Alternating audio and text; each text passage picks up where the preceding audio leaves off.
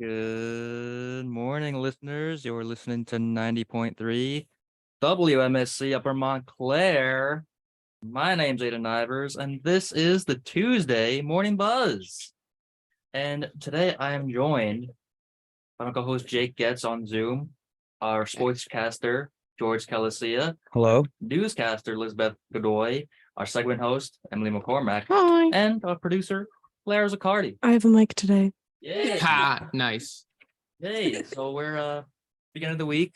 We've got some news to go through. We got a show to cover to provide for all of you. We're going to be talking about New Jersey gun laws, the accident that happened at the American Dream Mall this week, which is 10 miles from campus, and also students and faculty returning to Michigan State University after the shooting that they had to go through last Monday. Before we get into all that, we have some news to get through, provided by our newscaster, Elizabeth Godoy. So, Elizabeth, what's going on in the world of news today? Good morning. I'm Lizbeth, and this is WMSC News. In top news today, 6.4 magnitude earthquake strikes the border of Turkey and Syria on Monday evening and causes the death of 4 people and the injury of hundreds more. Reports are showing the collapse of many more buildings in the area, but most of the population is currently evacuated after the larger earthquake of 2 weeks ago. More on this story later. In national news, Ohio Governor Mike DeWine brings in the help of the U.S. Centers for Diseases Control and Prevention and the U.S. Department of Health with the opening of a health clinic. The clinic is open to residents today, worrying about symptoms following a toxic train derailment accident in East Palestine 2 weeks ago. Teams continue performing air quality tests and danger assessments. For local news, a 15-year-old teen passes away while subway surfing in Brooklyn. The teen is reported to have been standing on top of a northbound J train when he hit a pole and fell on the tracks as the train crossed the Williamsburg Bridge. Investigation is still ongoing and no other information has been released at this time. For MSU News, registration for the fall 2023 semester and winter 2024 session is set for Thursday, March 30th. Students are asked to come forward with any questions regarding registration to their advisor or Red Hawk Central. More details later today. And now for the weather. It is currently 36 degrees and drizzly. We have a slight precipitation today with scattered rain throughout the day. There's a high of 48 degrees and a low of 37 degrees with only 3 to 7 mile per hour winds. This is WMSC News. I'm Lizbeth. Back to you, Aidan. Thank you, Elizabeth. And, it's okay, even though it might be a rainy day. We are 2 weeks away from spring break, which is very exciting. And we also have some news regarding the world of sports. So, George, why don't you tell us a little bit about that? Sure thing. So for the NBA, the Los Angeles Clippers are signing former Lakers guard Russell Westbrook after being bought out by the Utah Jazz. Westbrook was originally traded to the Jazz in a 3-team deal between the Lakers, Jazz, and Timberwolves. The Chicago Bulls are signing former Lakers guard Pat Beverly after he was bought out by the Orlando Magic. Beverly was originally traded to the Magic earlier this season from the Lakers. For NHL, the New York Rangers lost to the Winnipeg Jets 4-1 last night. Rangers fall to 33-15-9 on the season. Tonight, the New Jersey Devils take on the Montreal Canadiens at the Prudential Center at 7:00 p.m. And for MLB, the position players on MLB teams will continue to report to spring training today. So baseball season's back. Woo! Yay. This has been George Calcia with your WMSC Sportscast. Thank you very much, George. Thank you, Aiden. Very glad about that news. Of course. About MLB. MLB's back. Woo! Yeah. So, Sports. to get into our first story, we have a story, according to the New York Times, relating to what's going on in Ukraine and Russia. As just this morning, President Vladimir Putin made a national address and insisted that he would not pull back from his invasion of Ukraine. This suggests that the war in Ukraine could continue for a long time. His remarks came hours before President Biden was scheduled to speak in Poland. President Putin has also said that Russia would suspend its participation in the new START nuclear arms deal, the nuclear arms control treaty. Later today, President Biden is expected to deliver a speech in Warsaw. So, okay. Yeah, so this is, as I said, it relates to what's going on in Russia and Ukraine. And yeah, I mean, Russia is a superpower in the world. They have a lot of power and situation regarding their artillery. So, I mean, the only thing I guess we could say is hopefully it doesn't last that long as opposed to what the article says. So, Jake, why don't you Yes, take us indeed. into the next story? Yes, shooting deaths over two NJ politicians reignite debate over whether new gun laws work. Less than 2 months ago, there was a sweeping gun reform that limits where guns could be carried in New Jersey. Multiple shootings, including two that resulted in the deaths of local elected officials, have shown the limits of policies designed to tamp down gun violence. Critics of Murphy's administration's ever-tightening gun laws say the recent shootings provide further evidence that government cannot legislate criminal behavior. But experts and advocates say that there isn't proof that the legislation isn't working. New laws focus primarily on limiting the places people are allowed to carry guns legally. It isn't clear whether the guns used in the separate killings of Saraville councilwoman Eunice Dumfour and Milford councilman Russell D. Heller were obtained legally. Neither of the places where these shootings occurred were restricted under the new law signed by Governor Phil Murphy.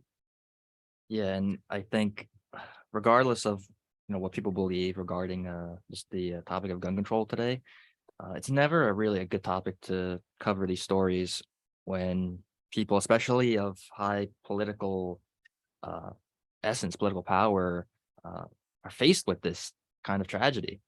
It's never okay, right? And it's really unfortunate that both of these incidences, like you just mentioned, Jake, they were really sudden and they're still ongoing, but they both happened as if these two council people were just heading home from regular day, right? Yeah. It could happen to anybody. Yeah, and I think when it comes to evaluating the efficacy of any sort of law, I think it's really important to have data in there. Some sort of methodology to it that kind of that accurately assesses kind of standards of efficiency, standards of what changes do we want to be seeing. So I think some attention there could be really interesting, some sort of report on, and I guess, if these laws are relatively new, it's going to be a while before, that data can even, it has to exist first for it to be studied. Yeah, and I think we hear a lot about politicians running today. Some of their main running points, like if they get into office, is that they want to fight this epidemic of gun violence, right? And based on the news we keep hearing about regarding these shootings, it's very difficult. It's very difficult to pinpoint how we exactly combat that. Even though if that's what everybody wants. Yeah, not only that, for making, an assumption about how the law doesn't work just by two unfortunate tragic shootings, there needs to be a lot more research and evidence and data to show if it is or isn't working. And that could take years.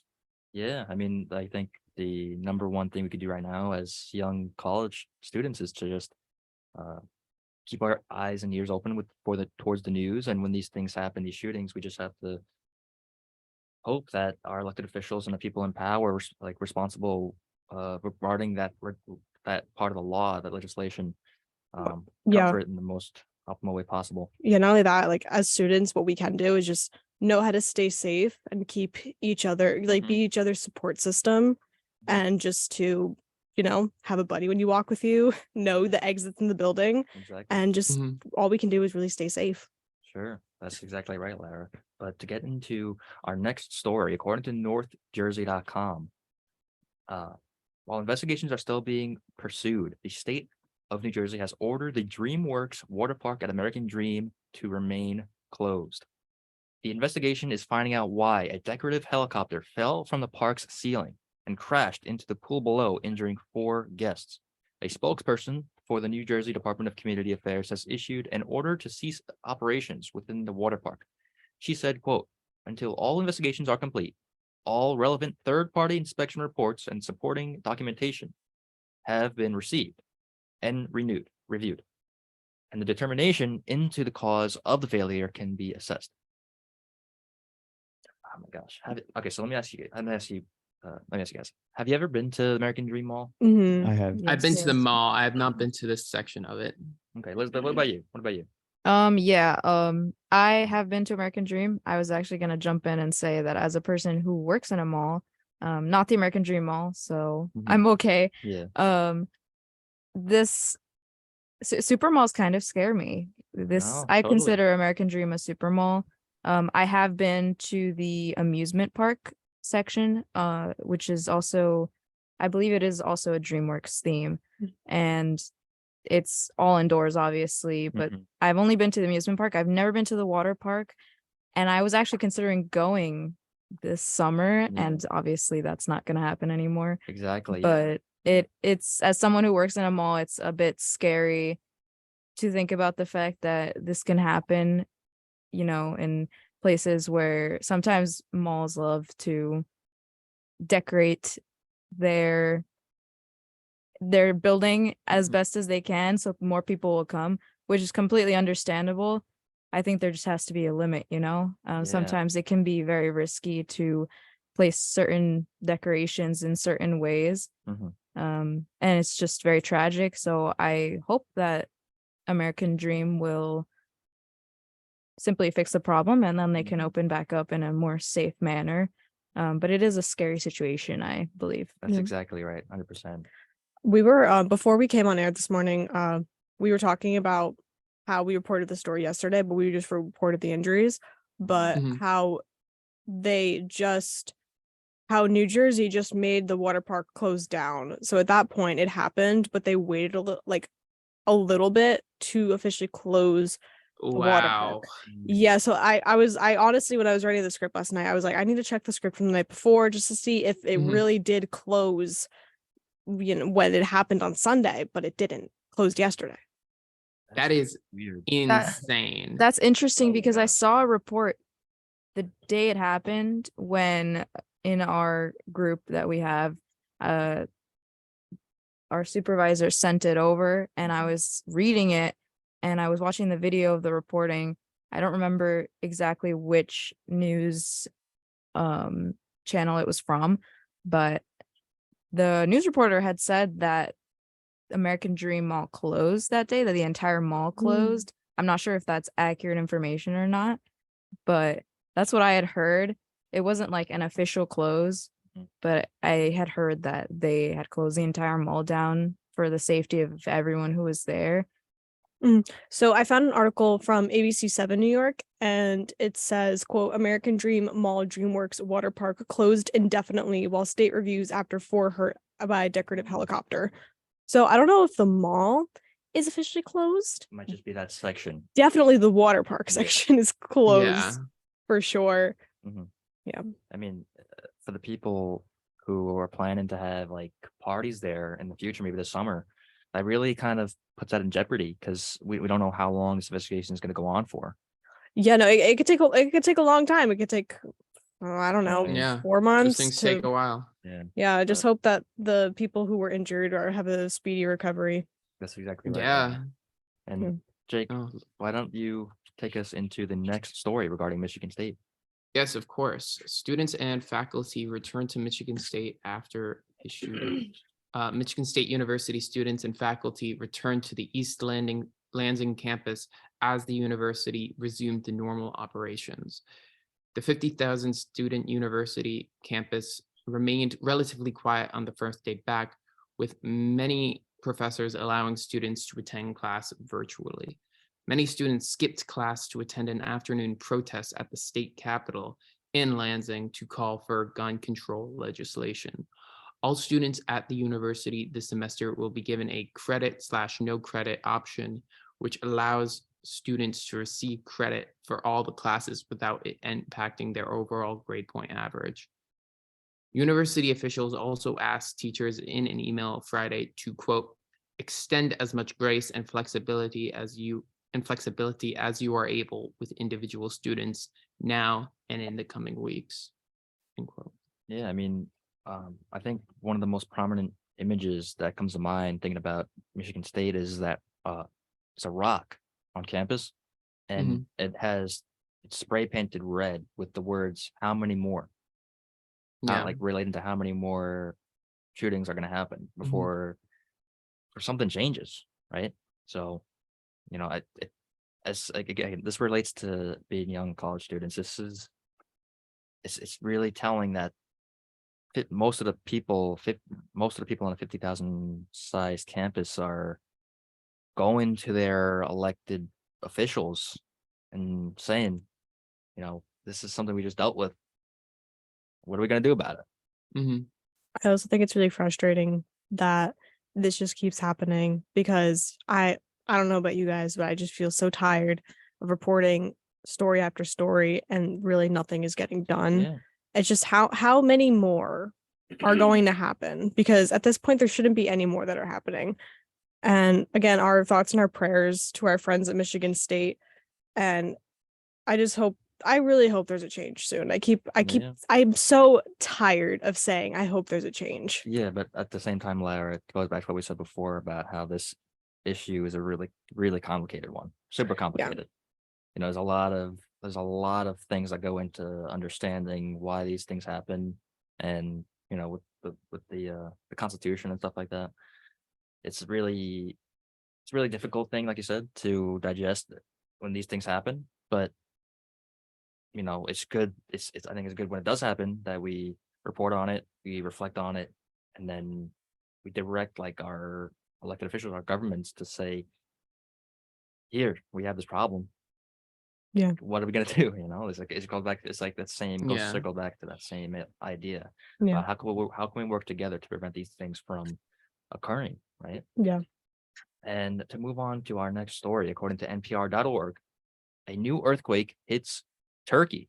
At least 3 people were killed and more than 200 were injured in a magnitude 6.4 earthquake followed by a 5.8 earthquake in southeastern Turkey.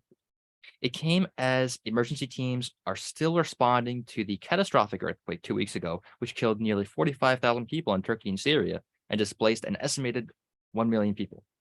Turkish authorities said Monday's quake struck around 8 p.m. local time. The February 6th earthquake was a magnitude 7.8.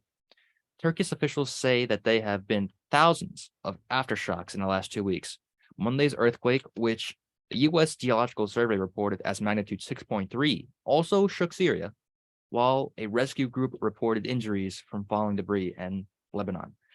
Turkish Interior Minister Süleyman Sulu said at least 6 were trapped when several buildings collapsed yesterday. He said those killed were from the cities of Antakya, Defni, and Samdek. So again, yeah, this relates to what's going on regarding public health, right? And how these communities are really disrupted regarding these Natural disasters. Yeah, natural disasters. Yeah.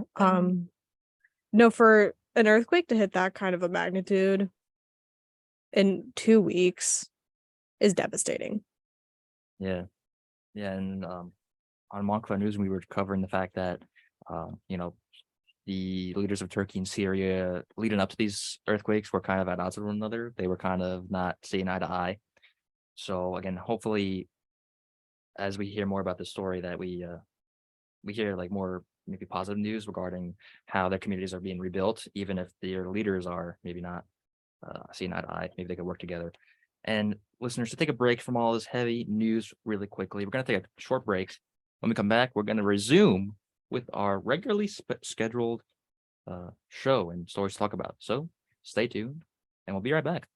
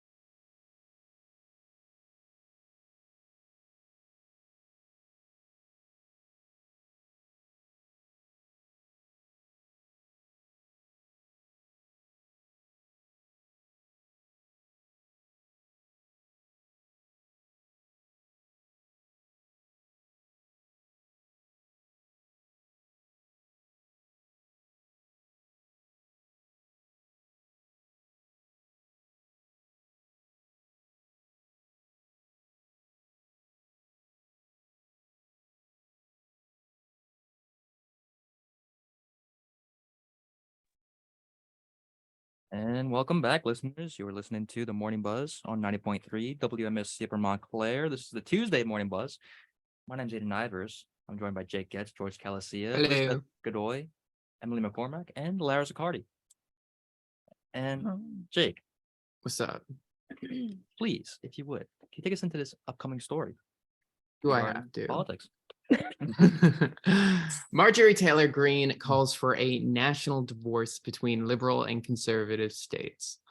In a tweet, Representative Marjorie Taylor Greene called for the U.S. to separate into red and blue states and for shrinking the federal government. Greene tweeted, quote, "We need a national divorce. We need to separate into red states and blue states and shrink the federal government. Everyone I talk to says this, from the sick and disgusting woke cultural issues shoved down our throats to the Democrats' traitorous America Last policies. We are done," end quote. Greene has been known for her controversial statements, from claims about supposed Jewish space lasers starting wildfires to accusations that Muslim congressmen weren't legitimately sworn in because they didn't take their oath of office on the Bible. NBC's News reported last month that there have been some indications that she has been trying to rebrand herself as someone who can bridge the divides in her party as she angles to be Donald Trump's 2024 running mate. LOL. Yeah, so this is a really interesting story. It is funny. I don't know if this has been mentioned yet, but I'm coming in. I'm zooming. I'm not in studio today. I'm zooming in from Austin, Texas, Woo. and it's been very interesting. Mm, I was able to visit the Texas Capitol, okay. and it's just so interesting how many Confederate monuments there are. Mm, Yeah. You know, okay. how you know, and it's like this is kind of the tradition that Greene's evoking, right? You know, seceding, this idea of some sort of break. Sure. I mean, So, you It's know, like- they can kind of impart. It's a very anti-American sentiment. Like, It really is. like I feel like that's not even like a value statement. It's literally like you want the United States to not be united and just like and separate so you can go off and do you know, do your theocratic fascism just kind of unabided. Mm. Yeah, Well- I don't know. It's a yeah, so yeah. I definitely agree with what you're saying, Jake, in that this is probably not a good idea for the United States to go through. Yeah.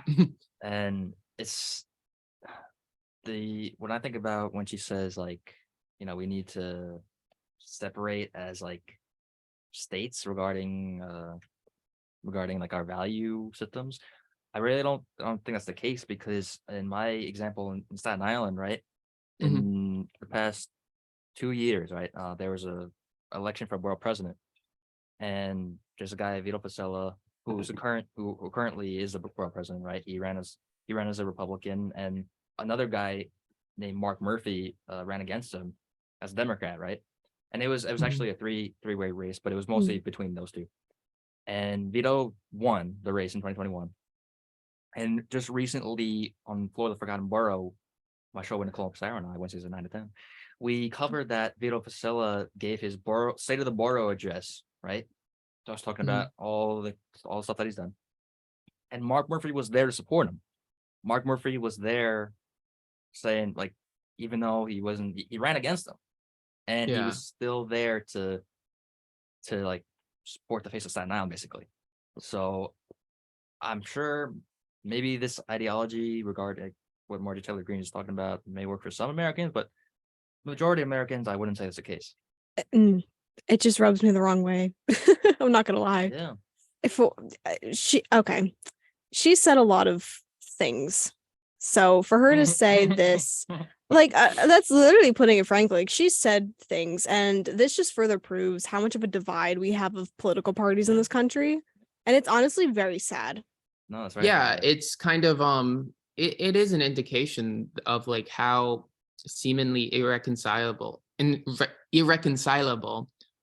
the ideological conflict is, and it really is sad. And you know, this also kind of brings me back to like the Confederacy and the very, like, I don't know, like the the thing she takes issue with is like disgusting woke cultural issues. Like, I don't know. This is what the concern is for them, you know? Well, It's a tough, yeah, it's a very ugly thing.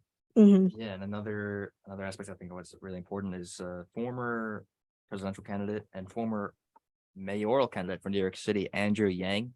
He Mhm. actually created his own political party recently called the Forward Party. Oh. And his idea is basically is like reflective of exactly this type of article, because he said our two-party system is broken. Our two-party system is not really showing the best interest for the whole like American people as a whole. So he created a party saying like we shouldn't move forward as just a whole left people or a whole right people, but all as a forward people, right? And I'll tell you guys, I don't think that's really too far-fetched, if you ask me. Well, I don't know. Personally, like, I don't know. I haven't been impressed with most of the things Andrew Yang has done. And this idea that we can just kind of take these very real, very No, serious that's not- ideological conflicts and just brush them to the side, for No, me, is just Mhm. like, you just can't do it. Like, no, that's 100%. Yeah. right? Like, you can't just like if you have people talking about seceding over woke cultural issues, like you can't just Man. move past that, No. No, right? Like, and I don't know.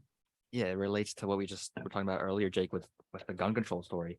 Like Yeah. there's some issues like that one, which these days can't really seem to get really that much common ground, and that's where I think these kinds of ideas that Marjorie Taylor Greene is proposing, right? Mhm. Mhm. But And it is, I think, another interesting like element in that like the Republican Party within itself is in conflict, and Mhm. Marjorie Taylor Greene is trying to, in some way, try to build some sort of cohesive vision of it. And we saw that big time during the election of the new Speaker of the House, Mhm. yeah, McCarthy. Yes. Kevin McCarthy, yeah, Kevin McCarthy. Yes. Just So one- like mhm. one last final thought that before we move on. It's like if the last point from this article was that Marjorie Taylor Greene might align herself to be the running mate for former President Donald Trump in 2024. Yeah, I can see that. How entertaining would that be to watch? Like the debates between, like, say, let's say, for example, let President Joe Biden and Vice President Kamala Harris win, like when they're like it's them and then Donald Trump and Marjorie Taylor Greene. How that would be much But- TV. That would be much TV. But if I may, that's if only Biden and Harris run again. We don't know what's going. That's up in the air. We have an idea of what the Republican Party, and we all know Trump is running again. There's been alleged rumors that DeSantis might run, but as for the Democratic Party, it's been a little quiet. Yeah, I mean, hopefully, like in the coming months, we're definitely gonna find out more. I think We shall see. it's gonna be fun. It's gonna be entertaining. But to move on, listeners, according to abc.go.com, more news on the Alec Baldwin shooting case. New court filings show the possibility of a mandatory 5-year sentence against Alec Baldwin has been dropped. According to ABC News, Baldwin's attorneys had earlier objected to enhancement, saying it was unconstitutional because it was added after the October 2021 shooting. Oh my gosh. Are we still talking about this guy? Unfortunately, yeah. Also, for him to have a 5-year sentence is like, for almost him having that, it was wow. I mean, like, I guess it relates to him being famous, having a lot of money. It could. I don't know. It's Like, a very sticky situation, as I would Yeah. say. So I don't want to touch this with a 10-foot pole, to be honest with you. yeah, it's like he has definitely been in the news regarding me personally, I never really was much of a follower or a fan of his at all regarding before he came into current events with the accident that he had. No, Yeah. he was just kind of there for me before this whole thing, to be honest. Yeah. I know he was in 30 Rock and SNL. No, yeah, whatever. he was a huge, absolutely huge part of the of the comedy world, and I think that really like what really should be at the center of the conversation is like how those production how that production was managed, and he was a producer, right? So that Yes. was Yeah, a degree of his responsibility. I don't know if that's the exact charges that's being weighed against him. I remember hearing something different, which does sound kind of weird, but that's one element that I think could and probably should be contributing to what we're seeing here. That's exactly right, Jake. And Mhm. also the fact that like I remember we covered another story related to Mr. Baldwin. I think it might have been earlier this semester, and we said, well, what is this? Oh. What does this lead to regarding future productions of future shows like the one he was in, or future movies Bec- regarding like the use of firearms on camera, right? So according to the article we read from ABC News, it says, quote, production that was halted by the shooting is expected to resume this spring. Rust Movie Productions said Hutchins' widower, Matt Hutchins, will be the film's new executive producer, with Bianca Clyde as the new cinematographer. And back to the charges, what we talked about. So according to BBC, Alex Baldwin firearm enhancement is manslaughter in charge to downgrade. So there's charges. There's new people on the set. Okay. And that's yeah, I those mean, are I mean, I am surprised that this movie's still going. yeah. me Right. too. So how awkward is it? I wonder how much has actually gone into the production as it is already for them to justify continuing it. But I did take a look at the article, and I did see that literally Hutchins' widower is the one who's going to be executive producer, and they're getting a new cinematographer, which means that clearly the family is on board for the continuation of this production. But I just find it really Difficult. strange. Right.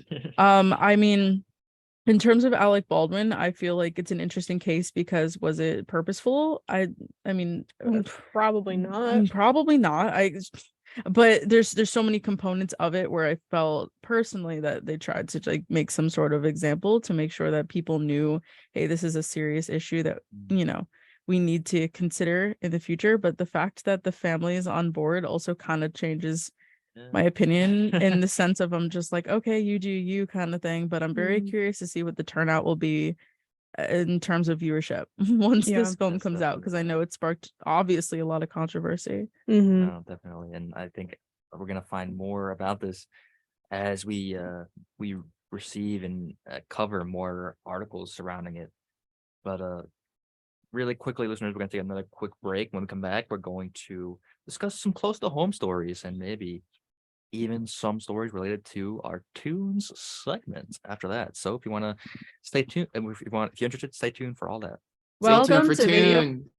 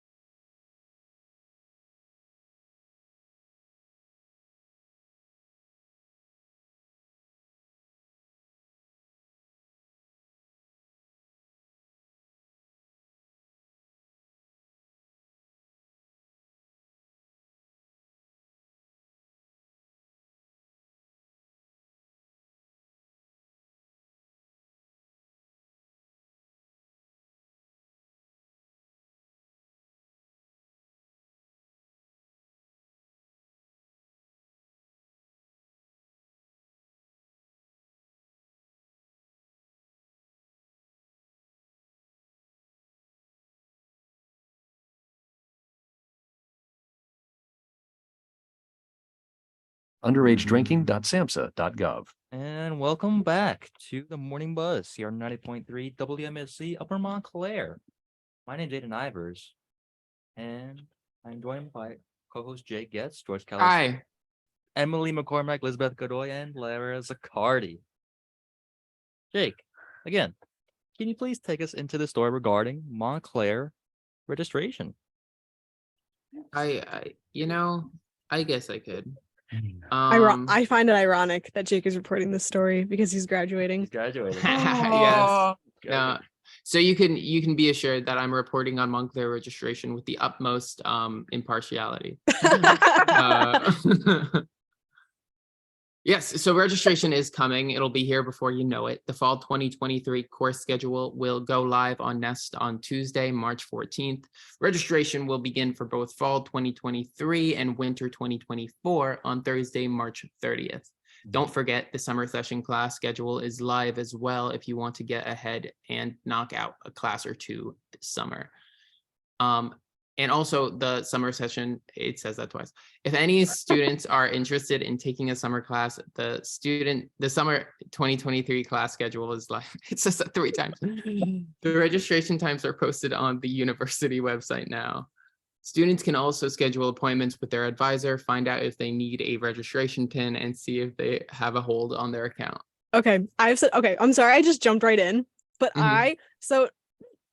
as you all know, I host on the Friday Buzz, and I am known for having bones to pick and bees in my bonnets, and I have a bone to pick with registration, just because of how messy it is. You know, here's the thing. I remember the first time I registered, it was like it was chaotic. It felt like a war zone in the SEM. Just people trying to figure it out, but like once you just I don't know. Ever since, I've been able to figure it out pretty easily, and it's gone pretty smooth. My thing is always when the website crashes. Mm-hmm. That's bad. That's what really I was bad. that's what I was getting at. It's exhausting. It is, and there's such a better way to do this. Like for those who don't know, we register with 2 times, just depending on how many credits we have. So for example, seniors with more credits will register at 9 a.m. on Friday, March 31st, I think. And then seniors with less credits will register at 12 p.m. So The thing with that, Lara, is sure those times are valuable, but you have to to know what classes you're taking are much better to be in the position than logging on when everybody else is on at the same time and going off the cuff. that's why Mhm. that's why you have to plan ahead. But at the same time, yeah. everybody is rushing to the website's called Banner that we use to register. Everyone's rushing to Banner at the same time, trying to get the classes they want, and oh no, the server can't handle it, so it crashes. That's something I feel like the university can look into regarding maybe investing in a bigger provider for that. I can tell you what they are doing though. They've invested a lot of money into Workday, which will be used to register in about 5 years. Sorry, I get very heated about this. Hey, long-term investment. Maybe it'll pay off for the young For the young students of My kids. 2032 or whatever. Yeah, but also at the same time, it's like, sure, we can say like, well, why isn't the university putting money where we think it's supposed to go? Maybe it's more complicated to get like such a large amount of money to put it towards specific thing on campus. It might not be as easy as we think it is. Maybe. That's fair. I just always have bees in my bonnets. I can't help it. I'm on the morning buzz. No, I mean, I've just what do you call it? The Montclair newspaper covered recently how Williams Hall, the village, had pipes broken. and Oh god, yeah. People's stuff were missing like that. And President Capel said we're gonna put $1.5 million towards fixing that. That makes sense though. Yeah, which is good. Yeah, That's really good. infrastructure is pretty important. Yeah. So, I mean, hopefully, I'm certainly not gonna make the same mistake I made last fall regarding not meeting with my advisor and just being stuck there with the crashing website, Ugh. sitting there saying, well, maybe these classes could work, maybe not, but we'll see. Yeah. No, I got a major request. Good luck. Thank you. But you guys win too, right? Yeah. God. Oh man. Like, not my problem. Have fun. That's all I gotta say. It's like this is Have fun. entertaining. Yeah. Oh, okay. Well, lucky for you, George, you won't have to deal with this anymore after this May. Yeah. After this Crazy. May. But to move on to our next story, according to the Montclarian, our school newspaper, academic engagement assignment proves useful to Montclair State. Does it? If you've noticed that every single one of your classes has been had an assignment called academic engagement, don't worry, you're not crazy. As of the fall 2022 semester, Montclair State University is requiring students to complete an academic engagement assignment for each of their courses. There are several reasons behind Montclair State's decision to implement this requirement. The assignment has its own tab in the module section of the course on Canvas, or can be located under assignments. The assignment serves as a verification of a student attendance and participation. The assignment is not graded and does not affect a student's overall course grade. The university is also using this assignment as a tool for data collection.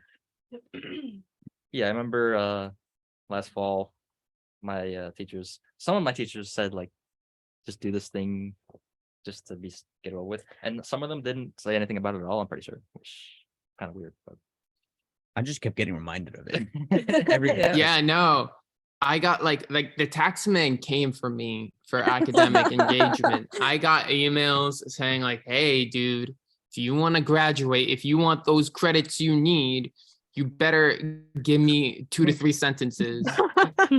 You know, and I ignored it at first because I just thought it was like dumb. I thought it was like the fire safety thing where you could just be like, ah, sure, whatever, dude. yeah. But nah, they forced my hands. Okay. Well, I mean, once you do it though, you don't have to worry about it anymore. And it's only like 2 or 3 Yeah. sentences saying, what do you expect to get out of this course? No, it takes 2 seconds. It's Yeah, so It really easy. does. It's nothing too crazy. Although I know there's probably a large majority of Montclair State students who did not complete their academic engagement for either this semester me. or last semester. Me.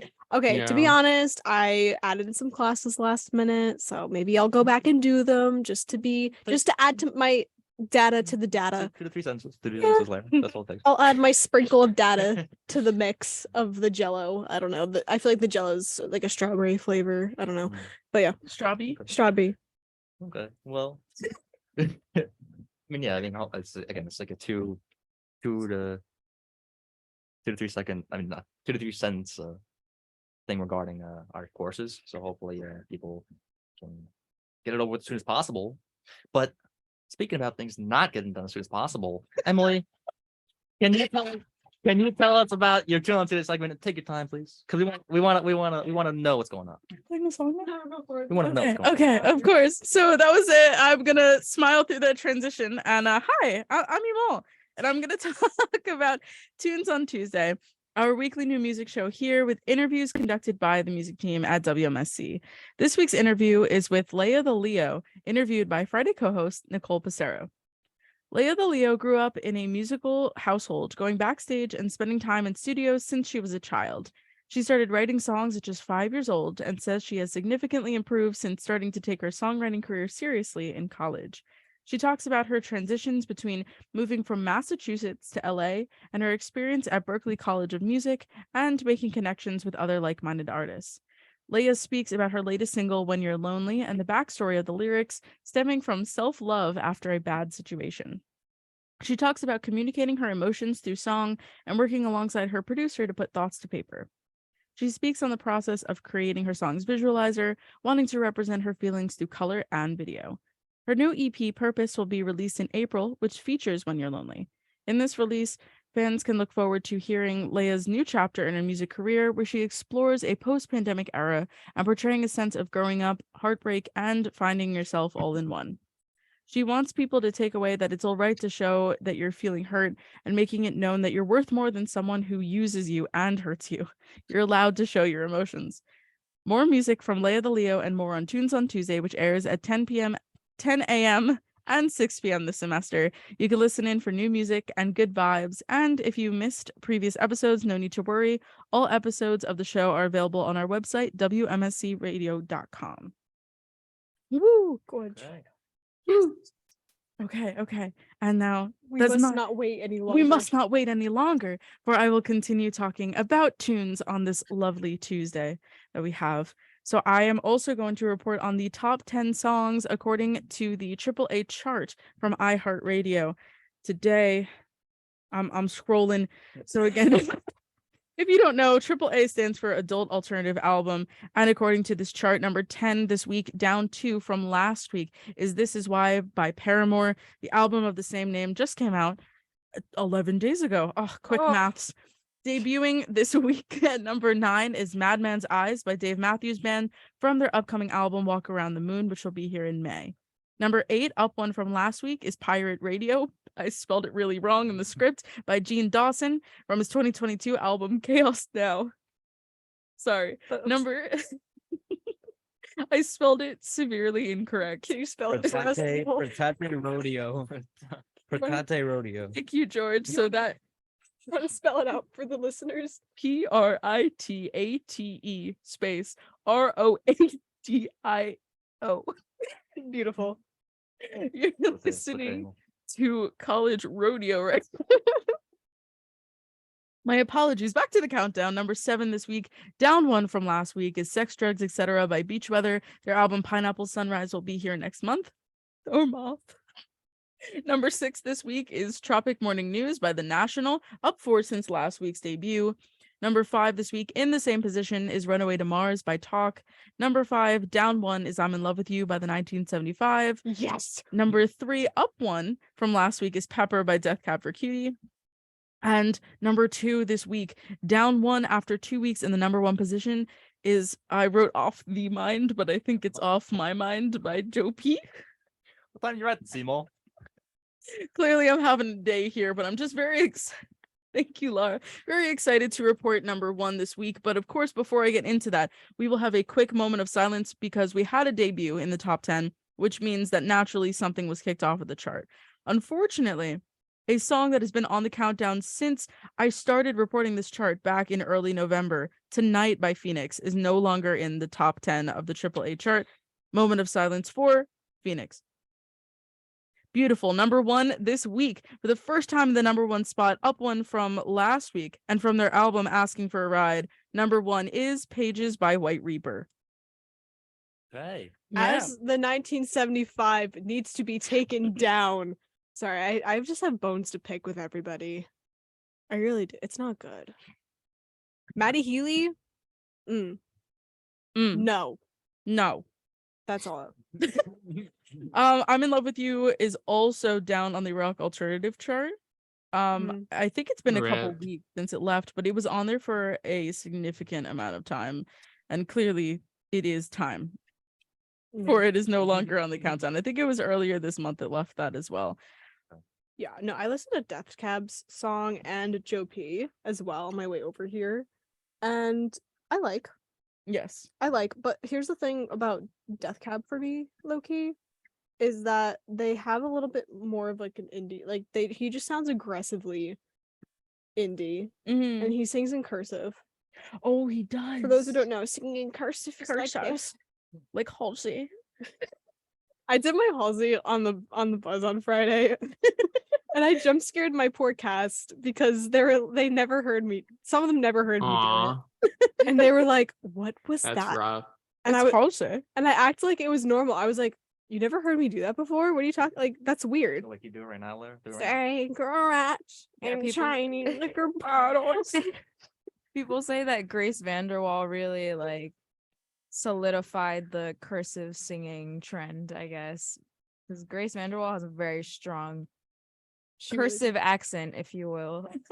now. Okay. She sings in cursive. She's singing with the sparkle emojis. It's everything. No, I think that's totally true. Again, I'm not like super familiar with the entire album, but I do know the singles, and I could say that Pepper, the song that's number 3 this week, is definitely I think cursive. I think you mean Pepper. Pepper. One of the few songs I spelled correctly. But one thing that I also picked up on is, unfortunately, number 10 this week is This Is Why by Paramore, which means that it is going down Goodbye. right as the album came out. like not too Yeah, long 11 ago. 11 days ago. we said? Yeah. Okay, I'm not gonna lie. Mm-hmm. That says something. I think it does. Dang, you think? Yeah, I Yeah. mean that was the first single. I believe it came Mhm. out in early November, and it's been taking all the charts by storm. And it's only now that the album has come out that it's slowly making its way down. I think I'm gonna return my vinyl. Just I'm not No. digging it. Wow, that's Check that out. crazy. Pay for that. Oh, it was like $22. It's very pretty. It's gold. Where'd you get that from? Charge. I like to say Target. I like to Target. Wow. I'm Okay. sorry. I can't with the indie. I'm not feeling it. Mm-hmm. Sounds like Aiden wants to purchase your vinyl. He's I did- inquiring uh, the price and everything. as- He's like, I want it. I mean, I told Emo last week. I mean, Vinyl-thon's coming up. Oh, it's true. That's the months. only reason why I got it. I was like, oh, This is why. yeah, this is why. I was like, this is why. And I don't like it, so this is why the reason I'm returning it. Okay, I mean, Dang. Yeah, no, that was brutal. I'm so Well, sorry. VinylCon is the end of April, so we have some time to make up maybe for. your love will come back for a while. Yeah, you never know. We'll think about it. Kose. No. That's like though. This is why, and Kose are the only two songs I like. I know you told me that you didn't like the news I didn't that like the much. news. It grew What it do you grew have- on What do me. you have against the news? Because I report the news. I write about the Mm. news 3 days a week, but no, I'm just kidding.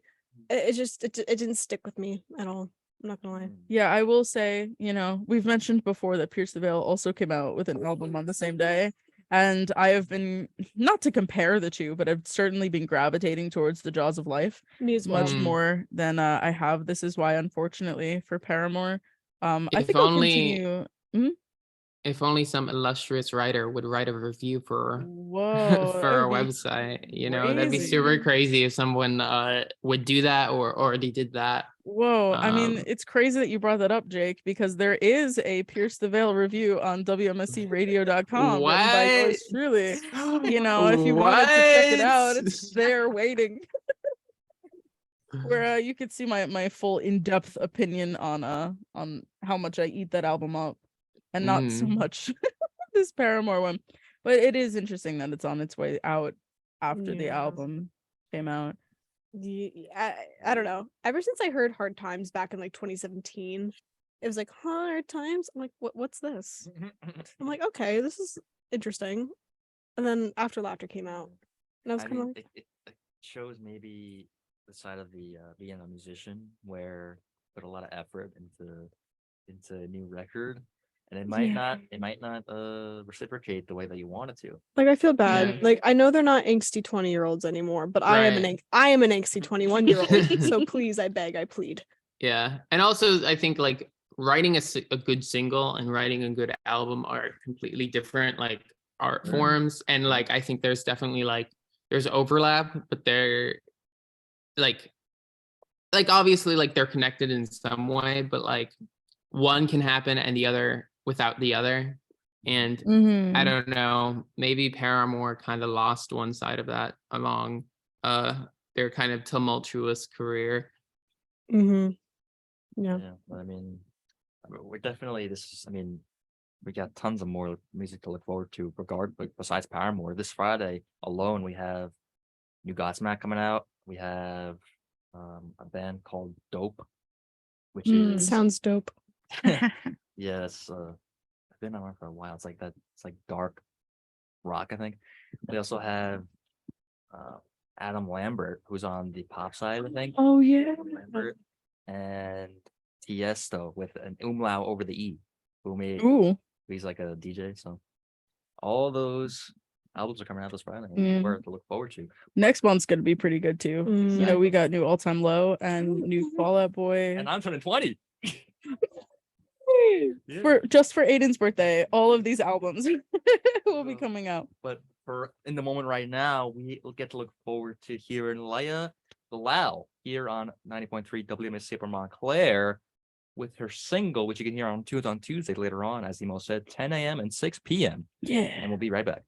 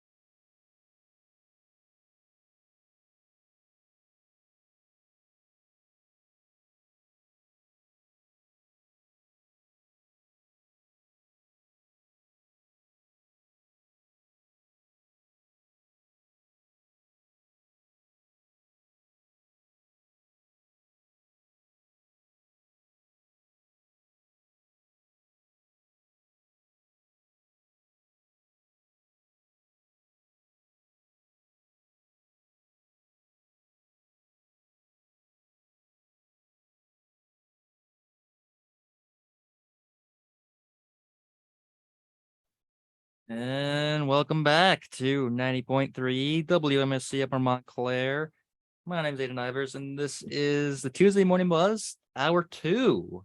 We got all the hard news out of the way, and now we get to chill, and we get to go through some more entertaining and fun stories, some weird stories. We're going to have some fun. But before we get into all that, we have some news from our newscaster, Elizabeth Godoy. So, Elizabeth, what's going on in the world of news today? Good morning. I'm Lizbeth, and this is WMSC News.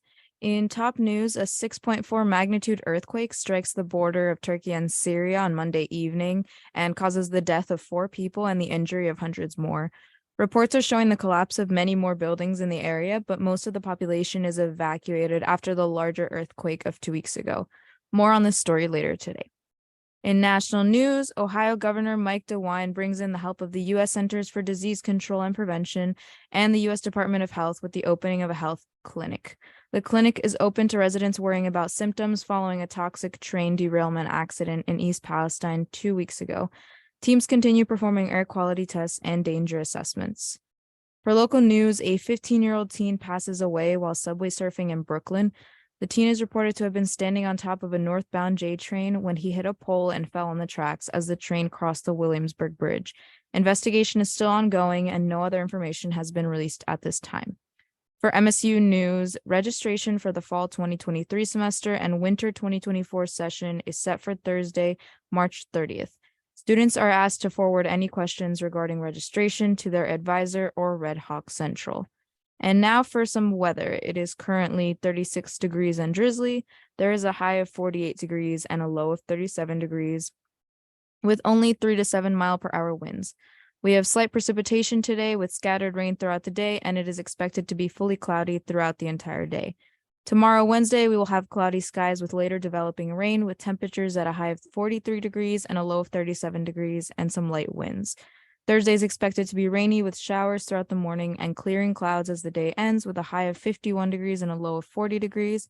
And on Friday, we will have sunny skies with intervals of clouds. There's an expected high of 42 degrees with temperatures falling to near freezing at 19 degrees by the evening. This is WMSC News. I'm Lizbeth. Back to you, Jake. Thank you, Elizabeth. And again, we might have some cold winter, like cold weather right now, but in due time, we're gonna have some warmer weather, which I'm really looking forward to.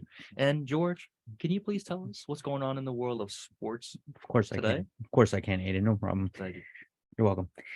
So, NBA, the Los Angeles Clippers are signing former Lakers guard Russell Westbrook after being bought out by the Utah Jazz. Westbrook was originally traded to the Jazz in a 3-team deal between the Lakers, Jazz, and Timberwolves. The Chicago Bulls are signing former Lakers guard Pat Beverly after he was bought out by the Orlando Magic. Beverly was originally traded to the Magic earlier this season. For NHL, the New York Rangers lost to the Winnipeg Jets 4-1 last night. Rangers fall to 33-15-9 on the season. Tonight, the New Jersey Devils take on the Montreal Canadiens at the Prudential Center at 7:00 p.m. For MLB, the position players on MLB teams will continue to report to spring training today. Some position players on MLB teams reported yesterday. They will continue to report today for baseball season to get back into the swing of things, no pun intended. This has been George Calcia with your WMSC Sportscast. Thank you very much, George. You're welcome. And Aiden. listeners, now it's time to get into our infamous segment here on a Tuesday Buzz of Am I in the Wrong? Now, a little disclaimer about this segment. When we read these stories, they're not actually our personal experiences. They're experiences from people on the website known as Reddit. We're gonna read them. We're gonna try to analyze them, put their stories into perspective, no matter how crazy they may sound. So, Jake, can you please take us through the first Am I in the Wrong? Yeah, this one is a doozy. Oh, This is gonna get my gears going a little bit. Just a little warning there. So, am I in the wrong for demanding my girlfriend tell me her author's pen name? Okay, so first impressions, how do we feel? Demanding. Uh, Demanding. Incredible. Keyword Incredible. demanding. I will do nothing until I get the name of this pen. I will stop at nothing. I will do whatever it takes. Yes, I need to know who is your. Okay, so Maybe let's get wrong. into it. If I have to throw something out there, I feel like they're wrong. Demanding. Yeah. Yeah, keyword demand. All right, let's get into it. I, 32 male, have been dating my girlfriend, who's also 32, for 6 months now. 6 months. She's always been very vague about what she does for a living. She says things like writing and working from home, etc. But recently, one of her friends mentioned something, and I finally dragged it out of her. She's an author. She writes and self-publishes spicy romance stories and novels. While she's not rich, she's able to make a living out of it, which quickly aside, being able to make a living as a writer is that's pretty sick. So I continuing with the story. I Googled her name and couldn't find anything, so I confronted her about this. She said she writes under a pen name.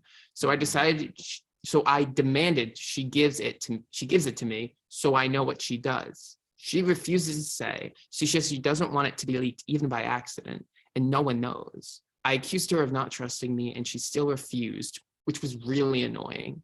I tried a nicer approach. I told her that I want to know what her fantasies are so I can fulfill them. She told me that what she writes isn't her fantasies, but her readers' fantasies, and she's still not going to tell them. At night, I tried to check her laptop for her pen name, but she changed her password before bed. I was annoyed and told her that she clearly didn't trust me. It wasn't fair because I have a right to know what she writes, especially since it's a sensitive topic and I don't know her if I don't know her pen name. She was furious. She was furious that I tried to look at her laptop and she told me to go home. Before leaving, I told her when she calls to apologize, I expect her pen name with the apology. She called me a name on the way out. That's funny. It's like a little, okay. I thought she'd call by now, but she hasn't. My sister told me I was in the wrong and I should apologize, but I just don't see it in second opinion and need a second opinion. Was I in the wrong? Yeah. Yes. I Like, don't. geez Louise. Yes. I'm sorry. I have to throw this out there immediately. If someone was half as like, I don't know, entitled or demanding, I feel like I would drop them like a hot potato. People who are just listening could not hear the way me and Emo's jaws dropped to the floor when he said, what did he say? He looked at said, his computer. Oh, I expect to Was get that her it? pen name with an apology. When she Right? calls to Expecting an apologize, apology. it's the way me and Emo's jaws dropped at that sentence because any hope of defending yourself went out the window as soon as I heard that. That's I incredible. will admit I did read the headline. I mistakenly read the headline. When it said pen name, I thought of like the actual physical pen. Yeah, I Like, got I'm not that gonna lie, from what you said. So I was You like, were what like- is yeah, so that's why I was like, wait a minute, that's This is not my favorite pen. Its name is George. Yeah, I got it right here. But yeah. No, but I did mistakenly make mistook the title name. I thought it was an actual pen, but still you're in the wrong. Yeah. Either way. No. 100% in the wrong. That this is I'm going to elaborate a little bit on my opinion as well. So it's not just about the way he worded when you call me to apologize. First of all, immediately expects an apology. Just demanding an apology. And it's 6 months. That's barely any time. And I think in my personal opinion, if you guys aren't in a committed relationship yet, which Mhm. I think at this point, in my personal opinion, it's not very committed yet. They haven't even been dating for a year. No. I don't think that it's fair for you to demand anything from anyone. But putting that aside, like the demanding part, they're not far enough into a committed relationship where he has a deserved right Mhm. to know anything about her job or anything like Yeah. that. It's just I think that I don't think she's doing anything wrong. Like I don't understand what the harm is of anything she's doing, regardless And of whether he knows also- or not. Yeah. I want to add something in here because you bring up a really good point. Like, to be a woman on the internet writing what sounds like, like spicy romantic stories, there is a pretty serious security element there if your name is attached to it and if your data can be traced back to it, right? Like I don't know, like people get treated pretty terribly on the internet sometimes, and like doxing can happen, and that's a huge security risk. So it really makes sense not to share that information with anyone unless they're like airtight. Yeah. And like a boyfriend of 6 months, like That's not come on, airtight. dude. I'm it's just like I don't know. It kind of frustrates me a lot, to be honest, especially me as a woman myself. Like I completely understand, like you said, why she's using a pen name. And this applies to authors of any gender that Yeah. use a pen name. It's for safety reasons, more than anything else, in my opinion, especially when you're writing things like this. People are crazy sometimes, especially when it Mhm. comes to these genres, these kinds of genres. The readers are sometimes pretty out there, and they sometimes will go and look your real name up and try to figure out who you are, and that can lead to a lot of safety issues. And so it very frustrates me very much that he insists on knowing. And it's okay if he asked for it once and she said no, then I think at that point you should just accept that she said no and not push Yeah. so much for her to reveal something that she's clearly not comfortable revealing. And I think he should just respect that. And maybe in the future, if they go like well into past a year and they seem like they're going to be together for a longer time, I think that maybe at that point they can have a civil conversation about this information. And at that point, like that's a different conversation. But I think at this point in time, he's 100% in the wrong for this. I would like Yeah. to quickly read my second favorite lines. I tried to check her laptop for her pen name, but she changed her password. I was annoyed and told her she clearly doesn't trust me. You're checking her laptop without her permission.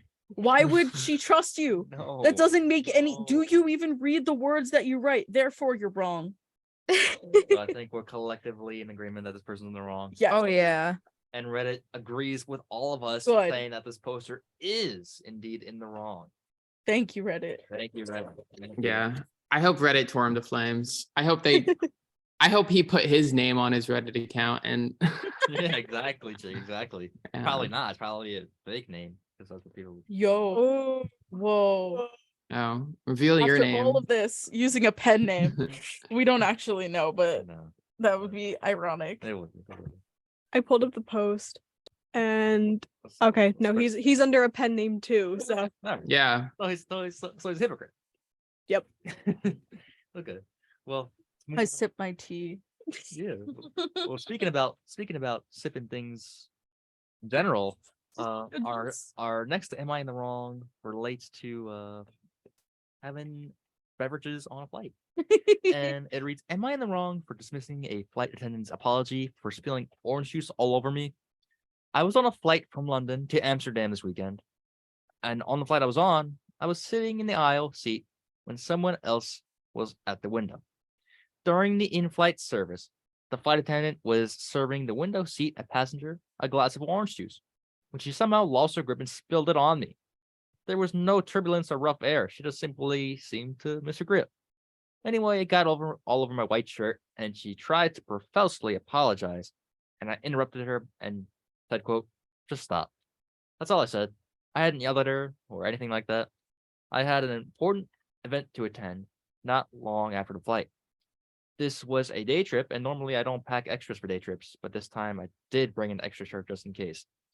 I went to the bathroom to change while she was cleaning off the seat.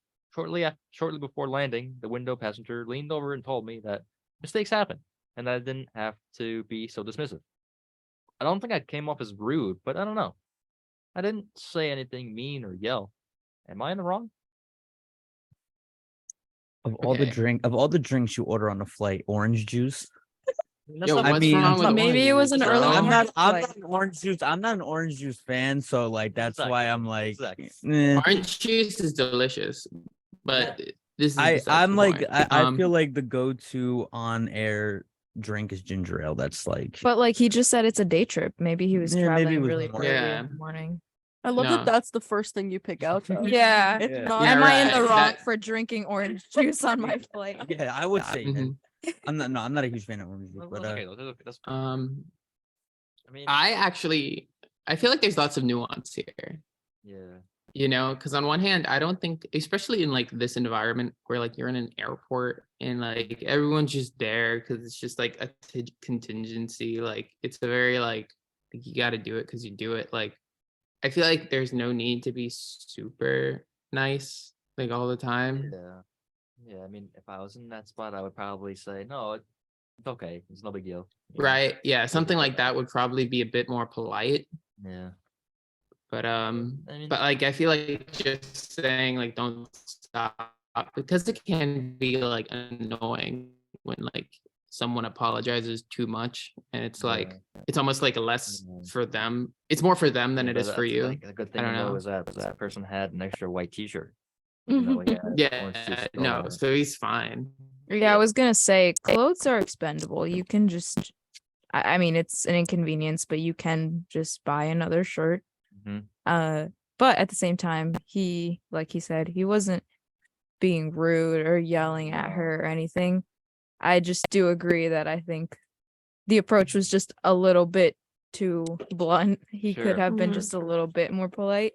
Okay, that's fair. But at least he didn't like go off on No, her I or mean- anything like that. Yeah, there's these aspects that we see in the news sometimes about these crazy people on flights, and I've actually experienced that myself, like with a crazy person when we landed, right? People trying to start unnecessary fights. So Mhm. it's not that's Mhm. and that's never okay, and that's clearly according to this Reddit post, it's not what happened here in this situation. I So- feel like there wasn't enough that happened. Like Yeah, it no. wasn't that big of a deal. I don't you had another shirt. You didn't want to listen to someone just like because it's probably clear to this person that the flight attendant didn't mean for that. So she could apologize and the poster probably just accepted that and now accepted like, oh, now I gotta get up and change and just go through it. Probably isn't having, I don't think anyone's particularly happy in an airport to begin with. Right, You that's know? what yeah. And so I feel like maybe it's just because I feel like it could get a lot worse. Yeah, I feel like Yeah. that this wasn't that Okay. deep of a situation. sure. So should we say this person's not in the wrong? Do we all? Are we all? I'm gonna say no. Yeah, I think he's I'm- just I'm torn, person's really. just very blunt and Yeah. probably was just very direct, which I've seen people like this that they're not even trying to come off as rude, they're just being blunt. And I think this is the situation. I don't think he's in the wrong. Well, Reddit would say otherwise, Elizabeth. Oh As no. people have What's- said, this Dang. person's in the wrong. Person's in the wrong. So Really? I mean, I can understand this opinion though. I Sure, understand sure, why yeah, people because- say he's in the wrong, but Because Redditors don't go outside. Oh. All social interaction is theoretical to them. So they're thinking about like the platonic ideal of like how to handle the situation. And it's Also, just like you have to acknowledge like people aren't always in the best moods. And it's like, yeah, this is fine compared to, as Emo said, what could have happened. may Mhm. I add that we have a joke here where most of the Am I in the Wrongs are British. Oh. And I'm pleased to announce that Emo pointed out that he was coming from a flight from London. So Oh my goodness. this man has no Just stop. well, just I'm like in well, the yeah, wrong. but that doesn't mean he's from London, though. No, That's but true, still, but- it loosely associated- involves associated with- people. Yeah, it's associated with. No offense to British people, but they're No. fine. they're fine. I'm honestly not super surprised by the Mhm. outcome, though I disagree with it because I Yeah. feel like people probably see the side where we're like, oh yeah, it could have been nicer. hmm I don't know, compared because we read them every week. I know that there's been a lot worse. Yeah. We just you know, read a lot worse. Exactly. It's Yeah. not fighting for demanding for the flight attendant's pen name or anything. Yeah. Mhm. Okay, so Give me your pen name this instant. You spilled juice on me. You mean give me your pen name this instant? okay, so let me more of the story. If you get orange juice spilled on you by a flight attendant, play it cool. Just Play it stop. cool. You can No, buy another shirt. Yeah. I There's, guarantee. I mean, most of the time when we're on flights, it's probably we have a lot of extra clothes, so something in the world, something in the world. And to move on, we're gonna take a quick break right now, listeners, with some music. We're gonna be playing a song called "Pages" by the artist White Reaper, and we'll be right back.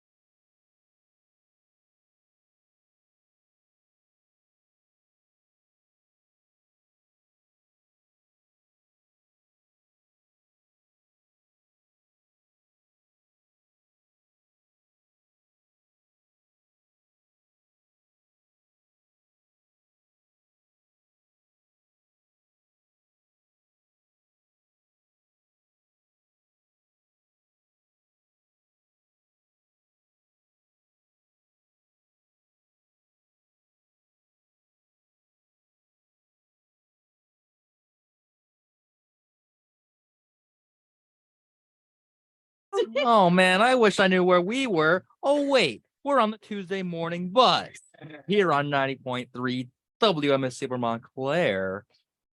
And we're back with hour 2. We have some more entertainment news for you. I'm gonna fight with this mic. Okay, we'll help you. We'll help you. So, Jake, can you please tell us about what's going on with Megan Fox? What's going on? I want to. Yes, the big news. Is this news big? I don't know. But Megan Fox addresses cheating rumors. Oh, brother. Megan Fox is back on Instagram. The actress reactivated her account and shared a post noting that there was no cheating involved in her relationship with Machine Gun Kelly. According to people.com, this comes days after she deleted all photos of herself and him from her profile and removed her account from the platform.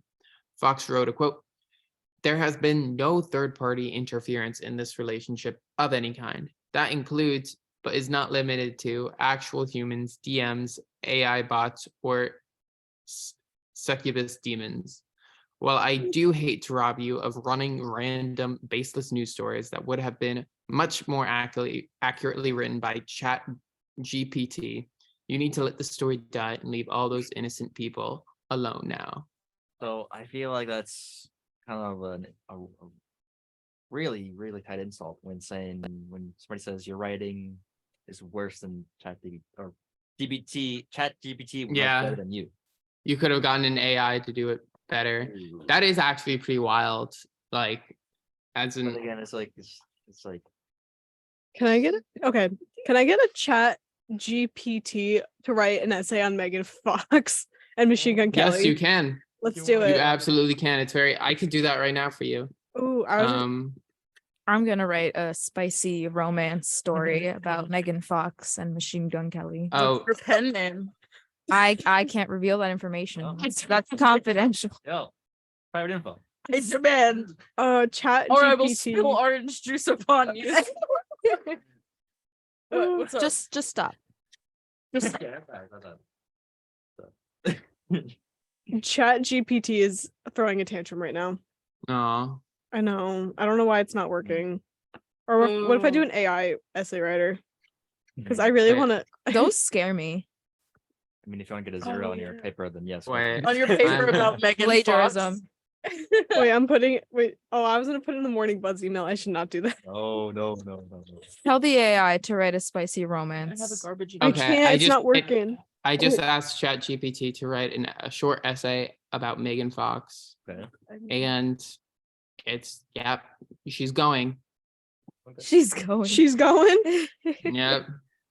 It's just a Wikipedia article. It's not. Oh. I don't care. It's not anything funny or interesting. It's not even making an argument. Really.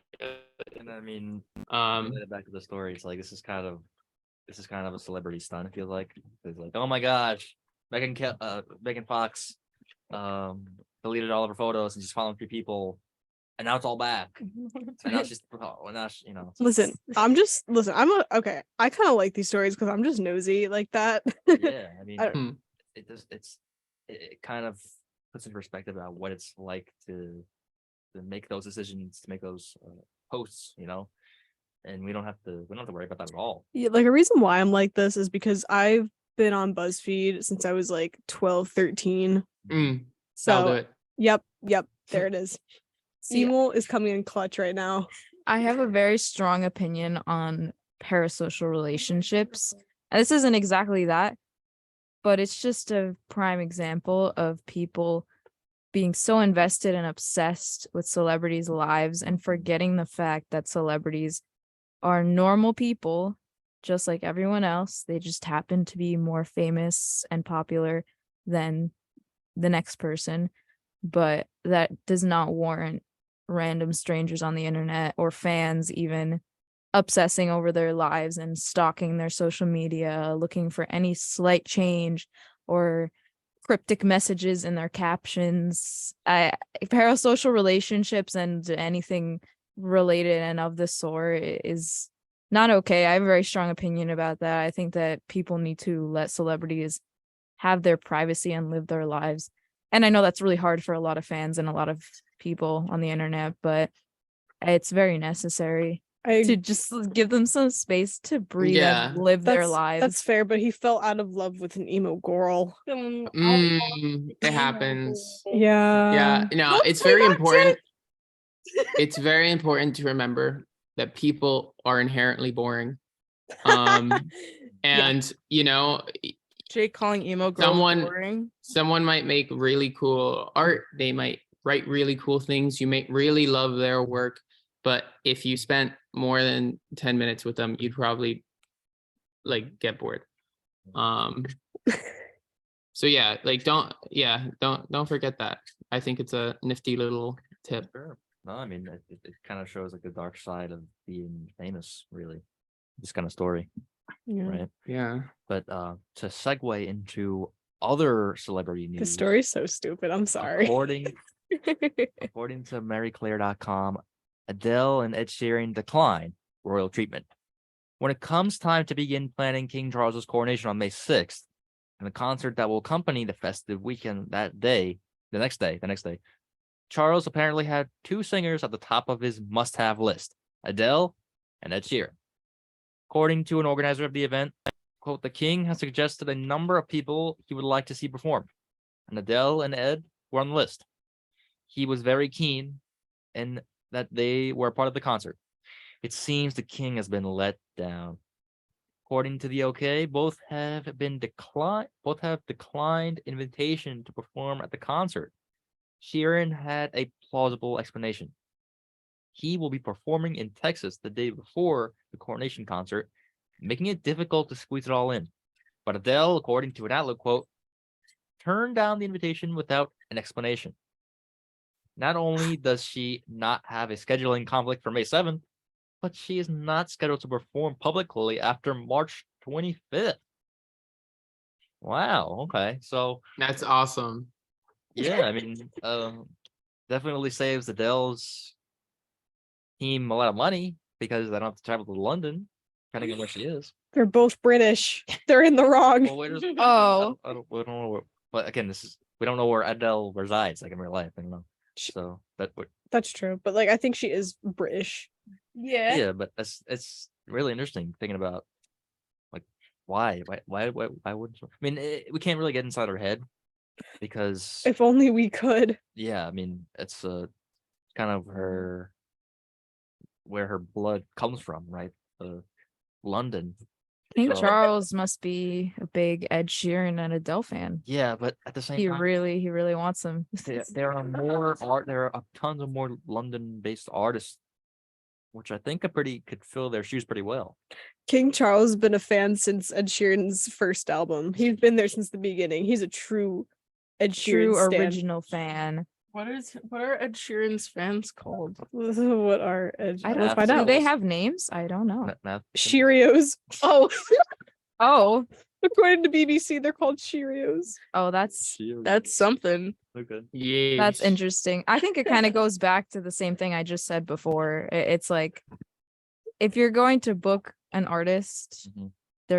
they're bound to say no, and I don't think that they need to give No, a reason for Maybe- why they maybe- can't attend. maybe- Again, they're people and people need breaks. Okay, but like, sorry, but what if Ed Sheeran made a cereal called Cheerios and they were just orange Cheerios? Oh my goodness. I thought, Lara, I thought you were gonna say maybe like instead of Cheerios, they're just little cutouts of Ed Sheeran's.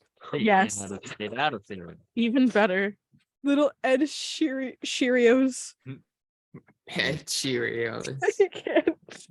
Okay, I would actually try those, but like, okay, would they be just regular flavored? I would want to like low-key make them orange flavored. Yeah. Hmm. That'd be Like an interesting Orange thing. cereal. Orange juice. I was just gonna Orange say that juice. Liz stole my joke.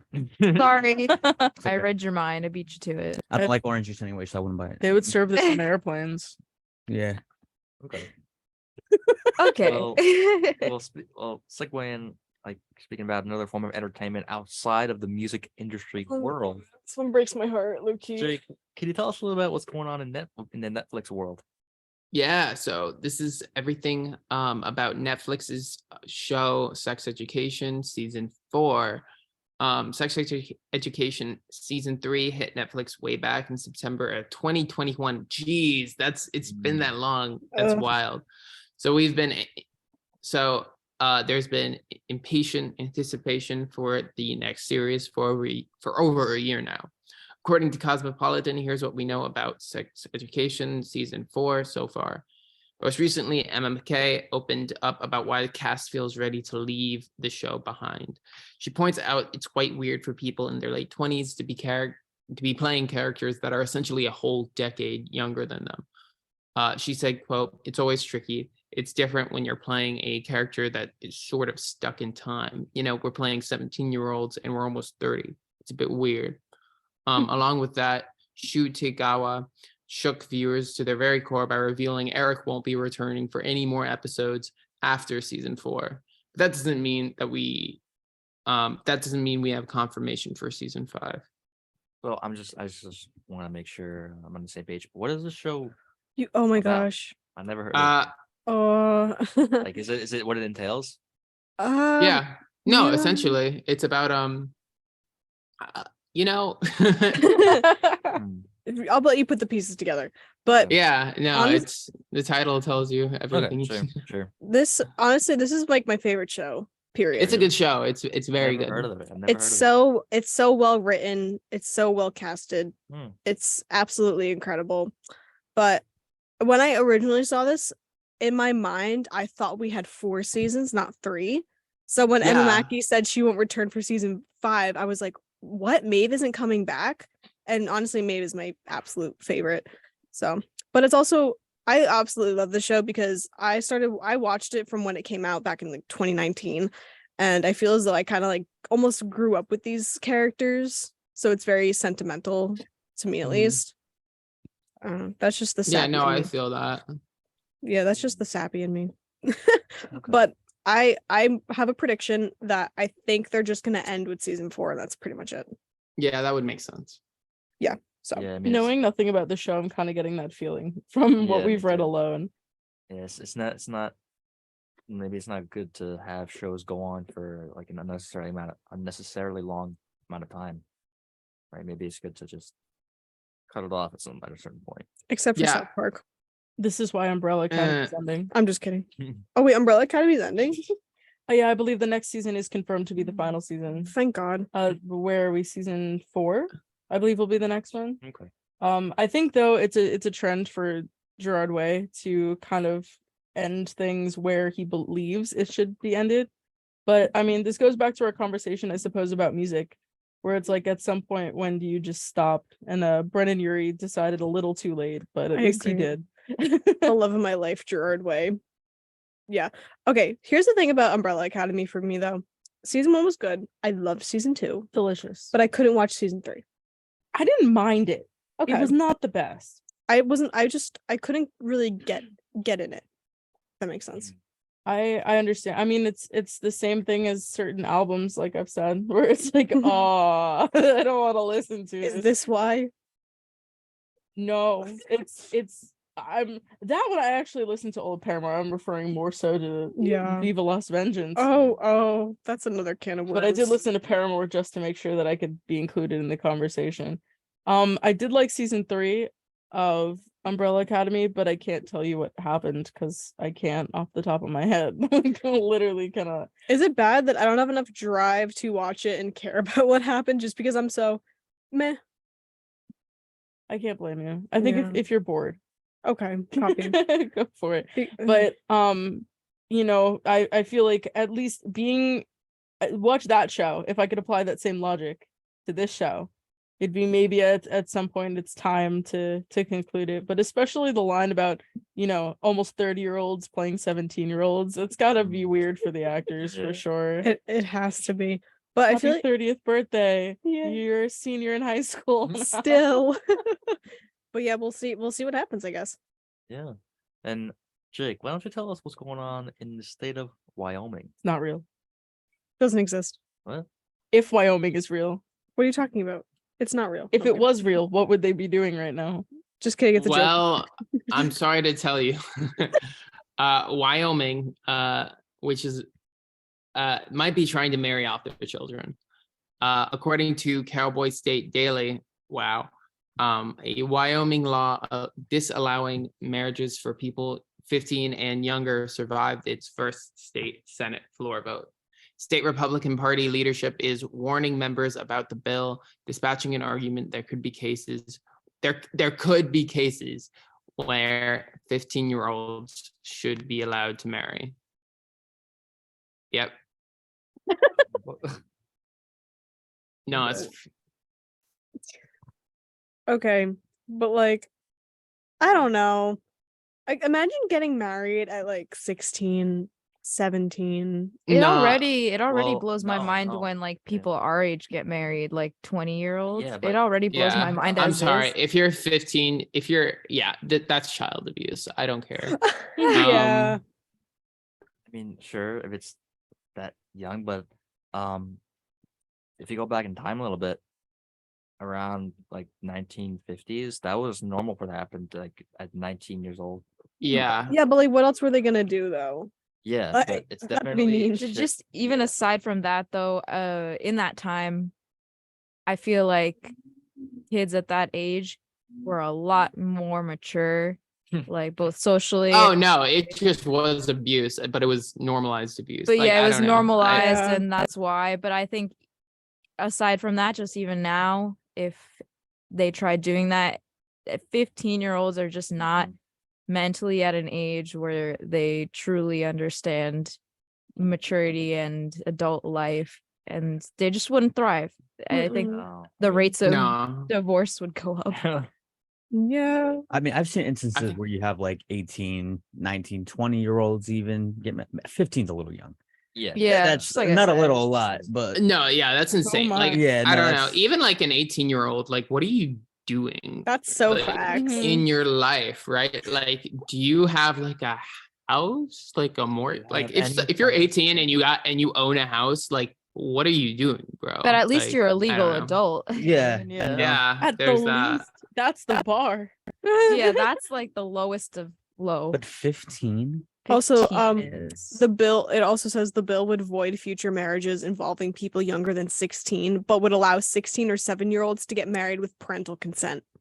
16 or 17-year-olds. Mm-hmm. Yeah. But like, That's no, okay. Okay. Parental consent makes it worse. Like, I don't know. That's the fact that you need to implement parental consent is just a sign that this is not. yeah. imagine, hey mom, can I get married No. at 16 years old?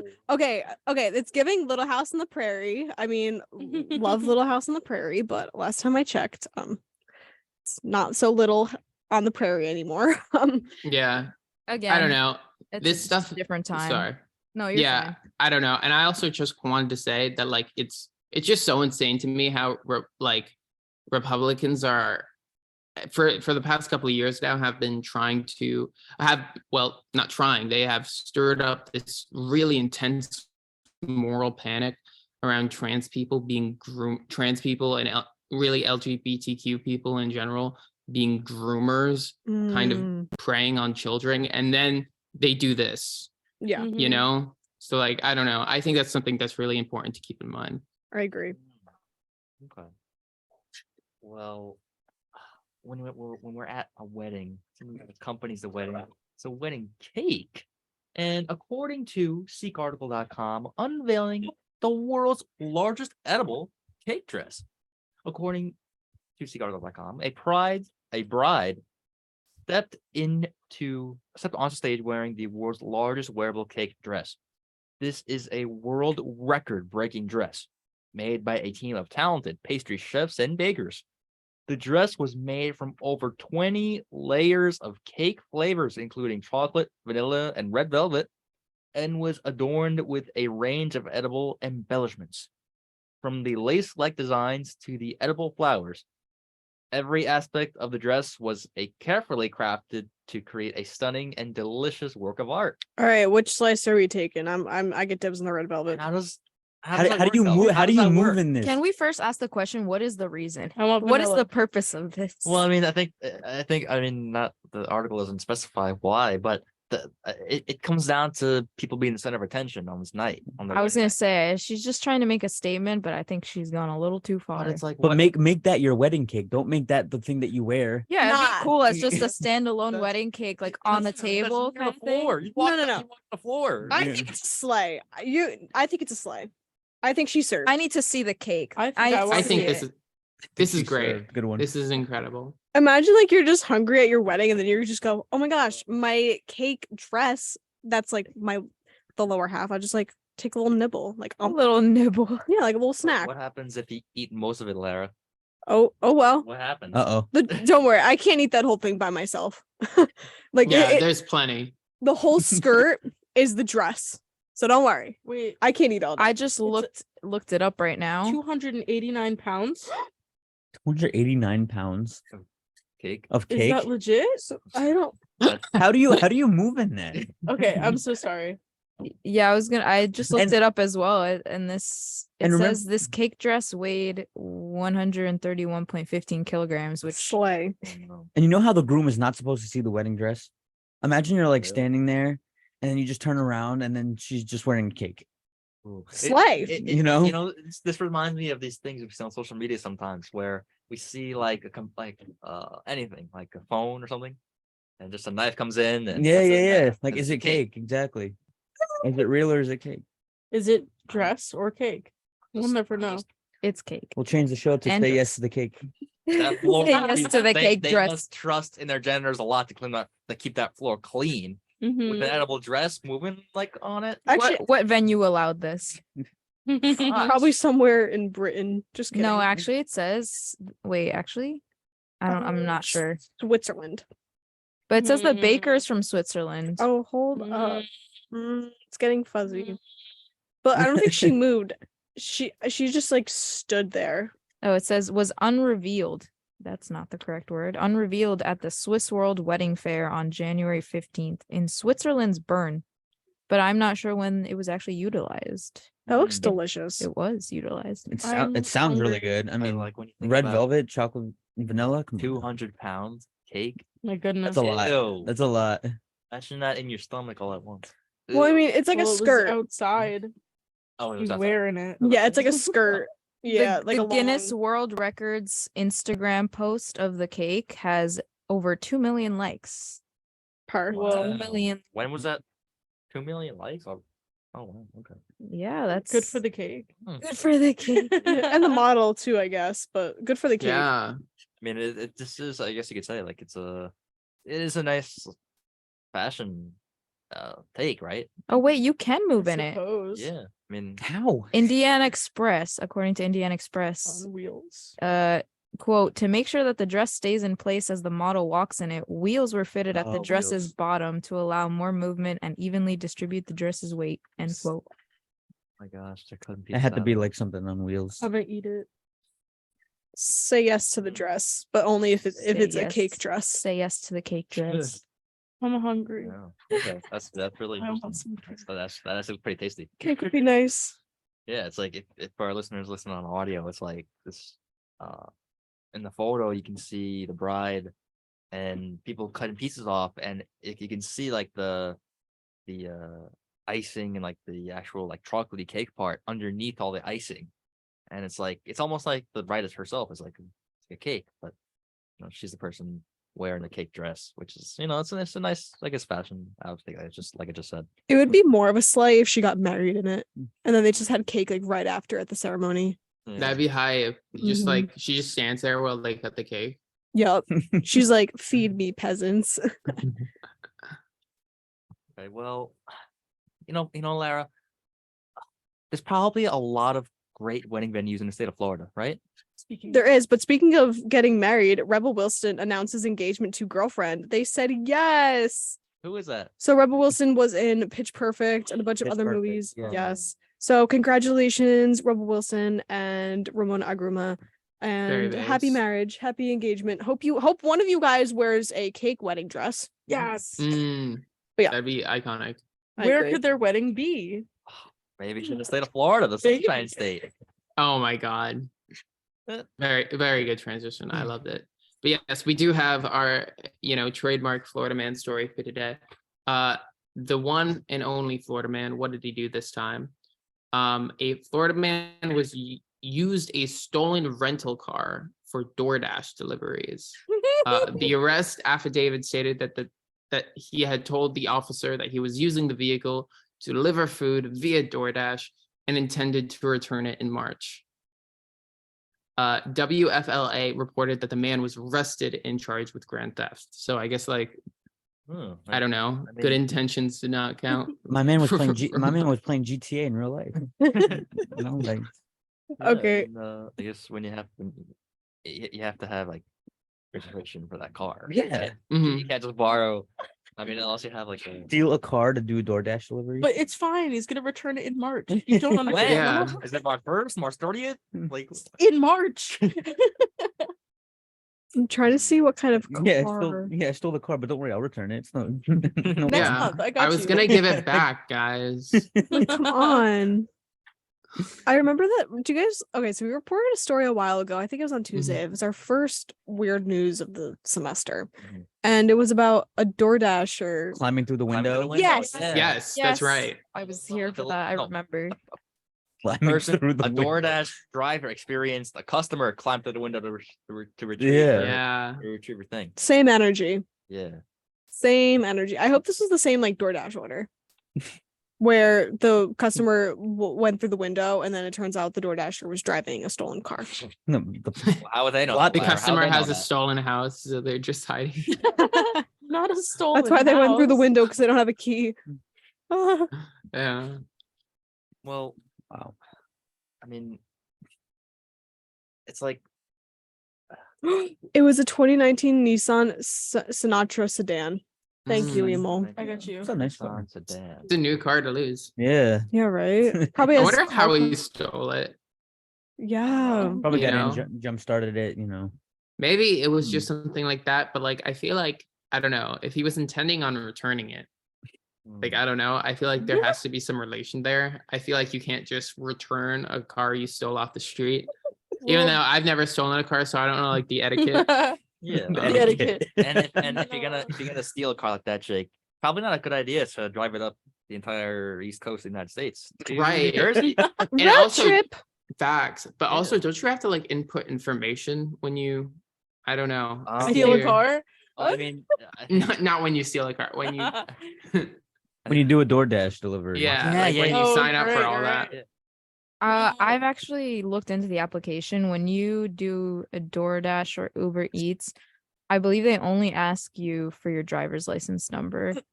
I've never Driver's gotten license past that number. phase. It's a possibility that like there's another phase where they, after doing a background check, maybe you get cleared and maybe they ask for your car info afterwards, but like Mhm. I don't know. yeah, Hmm. I mean, when I ordered Uber Eats in the past, it showed me my verification was the last 4 digits of my phone number to show to my driver to show like we're on the same page. I'm not getting someone else's delivery, right? Mm. Yeah. But Interesting. yeah, but that's I mean, how would a person know though that the car's stolen if they get deliveries? Right? Well, I mean, they wouldn't know. This wouldn't No. be Yeah. anything out of the ordinary for the. I don't person care where you got your getting car, food. just give me my Give me my- nuggies. That's I so know. true. Nah, I got Uber Eats, I think a week or two ago, and I got it from a place with some really good shakes. Mm. And I got some fries as well. But then I got my order and my shakes were no there. So I had to, Exactly. No. That happened to that happened to me as well, Lara. my peanut butter shakes No. were not No. there. And it's Someone like, stole no. a car and then stole the shakes. Exactly. That's not it. That's besides like outside of the question out of the driver. It's like if you're picking up somebody's food, you see there's 2 shakes there or 1, and you Mhm. don't get them. Aiden, I Mhm. got 2 shakes. And then I went to the guy, I'm like, oh, hey, I didn't get my shakes. He's like, oh. Oh yeah, call the restaurant. Call the restaurant. Yeah, no, Dang, bro. I did. And Mhm. speaking of call. calling, that's Give a so call. funny. But I'm gonna let that's really funny. I'll deal with that. Keep going, guys. If you want Yeah. something done right, do it yourself. Yeah, I mean that's the problem I have with Uber Eats is like it's like if you're gonna order stuff, Mhm. that's a risk because you might not get what you want. Mm-hmm. Meaning Yeah. you might pay for a shake and not get it. You'll get the shake. I No shake. personally don't order from any of these kinds of places just because I don't trust it. Because clearly, like, I'm not gonna say one person represents all of DoorDash, but like if someone's willing to steal a car, who knows what they're willing to do to my food? Mm-hmm. As in, they could consume it, or they could steal it like they stole a car. Yeah, you're gonna order a shake and you're gonna get orange juice instead. And then Don't trust it. George's worst nightmare. I'd rather pick up the food myself. They also I can't charge. think of a worse thing that could happen to me. imagine Right? getting food and then they just throw orange juice at you, and all you could say is just stop. Well, Just what stop. And then you George, crawl back in your Alright, house George. through a window. how about you're on a trivia show about the history of orange juice? History of orange juice? Trivia show, history of orange juice. No, No thanks. no. And they just also charge a lot of fees and delivery fees, and then they charge taxes, and they charge like literally $20 in fees at that Yeah. point. And Yeah. then like a lot of people pay for a subscription where you don't have to pay the fees. And then I don't know, I'd rather just spend my $20 a week on gas money Hmm. and pick it up myself and just pay for the food, and that's it. I don't want to pay anything more than that. Well, I mean that's fair, Elizabeth. And for people on campus, you know, we do have tons of different food options here just to choose from without worrying about, well, is it going to be right or not? You know, I mean, there's a risk in that, but you don't have to worry about like paying for, like, you just got to pay for it, but you don't have to worry about like going outside waiting for it to delivery. Just go places all around campus here and get I'd say the same quality food, right? So that's another interesting idea when we're thinking about our food options. And this has been 90.3 WMS Saber Montclair with the Morning Buzz, the Tuesday edition. And my name's been Aidan Ivers. We've been joined by Jake Goetz, our co-host, our newscaster Elizabeth Godoy, our sportscaster George Calasia, our segment host Emily McCormack, and our producer Lara Zaccardi.